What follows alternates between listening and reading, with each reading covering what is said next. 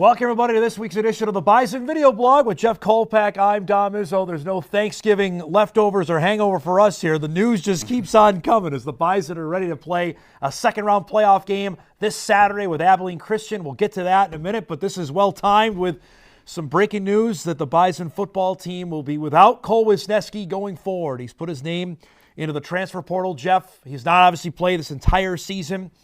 He has 1 year of eligibility remaining.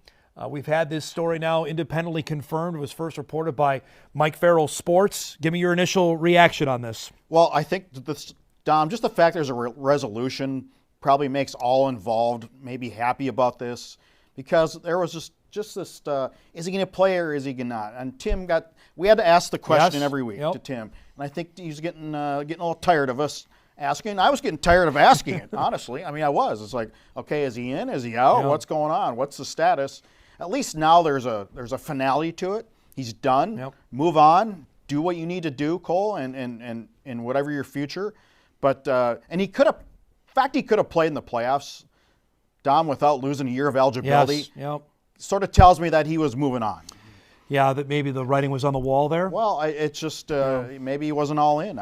Maybe he's not all healthy. This is the second year in a row that NDSU's had to deal with this. Obviously, last year on the heels of an 8-interception campaign that suitors were fast and furious coming after him. This time last year, he decided to stay.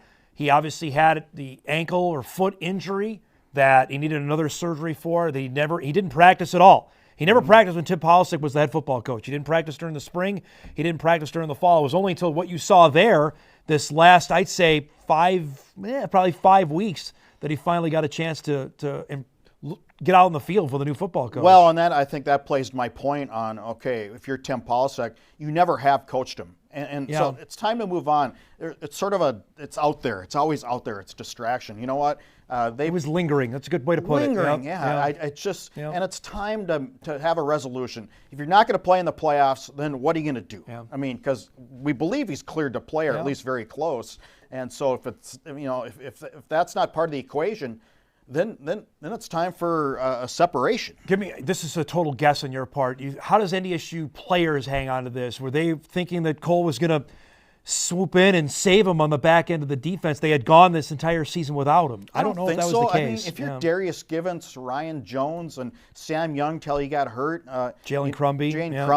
Crumby now. So you are playing. You can't be worried about whether this guy's coming or not.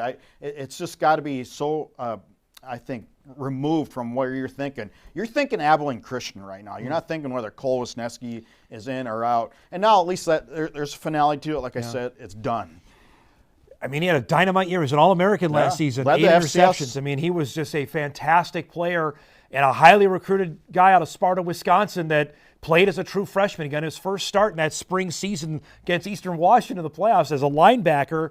He's a special talent. There's no doubt about it. But we talked about this, is he going to go pro after this season without playing? Obviously, we know that discussion's done because he needed, and Polisic said this to us, he needed game tape. He needed to get out there if he wants to play in the NFL, he needed to get out there and play somewhere next season. Well, and again, I think NDSU was very fair to him. They rehabbed him. They were patient. They said, do what you need to do to get ready to play. He was almost like a student assistant coach. He had a headset on during games. He traveled to out-of-town games, so it was all sort of NDSU, I think, handled it as best they could, and now this is 2024, and now for the second straight year, NDSU has lost a pretty big-time player to the portal following Eli Green last year in the spring window, which no longer exists. By the way, Eli Green, 7 receptions for 98 yards this season. And I'm not going to sit here and say I told you so. That's not the point of that. But Iowa State had 2 all-conference receivers coming back. They brought them to media days in Las Vegas when we were out there. Like that, right. No, you're right. I know there was a connection with Tyler Roll there, and obviously he got handsomely paid, but he would have been an All-American this year. And then you can go wherever you want out of North Dakota State, in my opinion, if he has stayed this season. Yeah, there's one thing about 2 cents there. The portal, and when you're moving on, and I got this sense and got some good advice from a former Minnesota State Moorhead athletic director when my son was moving from JUCO baseball. He said, know your roster. Yeah, it's a good know point. the roster. Yep. Know what's going on. And so, like in Minnesota Duluth, they lost their second baseman. Okay, there's a chance for you there. Yep. Iowa State did not lose their receivers. No. I mean, and so you were going to get fewer targets unless there was an injury. So for Cole Wisniewski, know your roster. Yeah, before wherever you're heading. Marquis Siegel is a special example. We did this dance 2 years ago when Siegel went in the portal. About this time 2 years ago, Kansas State was one of the first to offer him. That made sense. There was a tie there and obviously an opening, and Siegel's made the most of it in his 2 years in Manhattan. Yeah, so I think every year now, NDSU has seen a pretty good player hit the road, and that's just the way it's going to be. It's going to be. Now you got to stop the bleeding. Correct. Especially now, signing day, which we'll get to in a minute, is on Wednesday, and then the portal officially opens a week from today. There is a football game to talk about. The Bison will play Abilene Christian, the Wildcats out of the United Athletic Conference. It's a combination of the ASUN and the WAC. They're in their 13th year of Division I football, Jeff. They moved up over a decade ago. First playoff appearance. They beat Northern Arizona on Saturday in a convincing 24-0 win. I don't know how convincing it was for Northern Arizona. They weren't very good. But Abilene got the job done, and now they're coming to Fargo on Saturday. Boy, they got the job done on defense, Dom. They came into that game 96 in the FCS in scoring defense, giving up over 440 yards a game on defense, and shuts out Northern Arizona. And they got some weapons on offense. We don't know the status of the quarterback with starting quarterback Maverick McIvor. Yes. It's a great name, isn't it? Great. You have to be a quarterback with that kind of name. He's had a dynamite year, but he got injured right before the second half against Stephen F. Austin, the regular season finale. Didn't play in the second half. They lost that game to Stephen F. And obviously he didn't play. Carson Hager was the backup quarterback who threw 3 picks. And that's something, if you're the Bison defense, you could say, well, maybe there's a chance to get to this guy if McIvor can't go on Saturday. And it's, as we know, for first-time quarterbacks playing in the Dome, it can be a tough indoctrination to indoor football. Man. And one of the few times where noise can play a factor in FCS teams. And, there's only, a few arenas where that happens. Montana, NDSU, South Dakota State, UND can really Northern Iowa.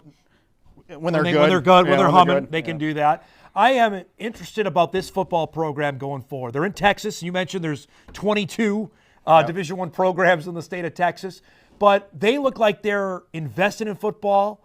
I'd be going forward if this is a team that we're going to hear from regularly, making the playoffs and being in the top 16 conversation. I believe they can be. Well, in the new look FCS, absolutely, because them and Tarleton both. Yeah, they're in good recruiting lands.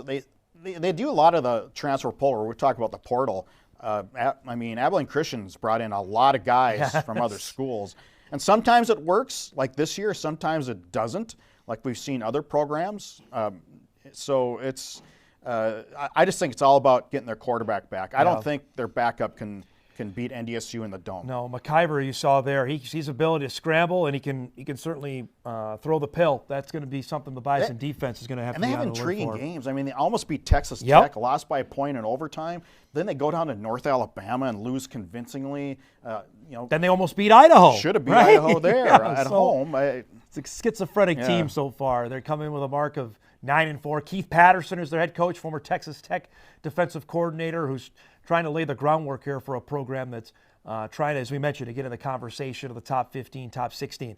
Now, on the Bison side of things, we've not seen this team play since obviously the ending of what happened in Vermillion. I am infinitely curious on how they come out after what happened in South Dakota a week and a half ago. I just can't imagine having a 2-week hangover from a game. It's too long of a time. You had the holiday in there. A lot of players probably went home and got away from football. It's so long ago now. The playoffs have already started. It's already been the playoff field. It's the second season. You mentally throw that in the mix. I can't imagine that a game 2 weeks ago would affect them.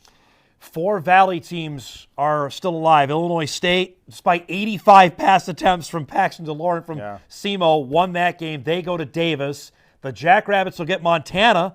Rematch of last year's title game. I still don't see that that being a game. I don't think so either. Montana doesn't have the firepower. South Dakota gets the other newbie in Division I football in Texas, and Tarleton State, who got by Drake.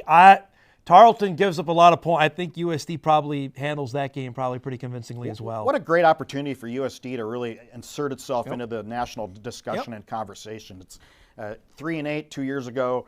turn it around, turn it to more of a power game like NDSU and South Dakota State.